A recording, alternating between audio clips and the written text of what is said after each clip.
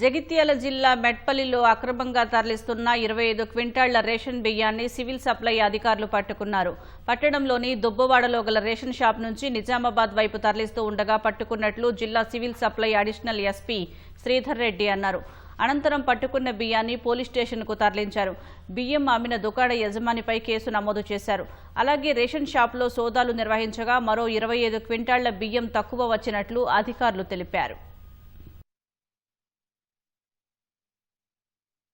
ఏరియాలో ఒక టాటా ఎస్ పట్టుకున్నారు.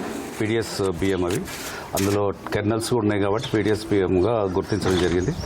అవి అక్కడ డ్రైవర్ని ఇంట్రాగేషన్ చేస్తే ఆ డ్రైవర్ ఇన్ఫర్మేషన్ ప్రకారం ఈ రేషన్ షాప్ ఆయనకు ఇచ్చినాడు. ఆ బియ్యం ఆయన ధర్మాబాద్ తీసుకొని పోతున్నాడు.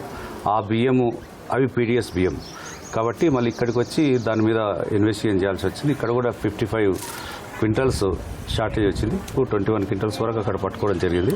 మిగతా ఈ నైట్ షిఫ్ట్ చేసింది కాబట్టి అవి షార్టేజ్ వచ్చినాయి ఇక్కడ.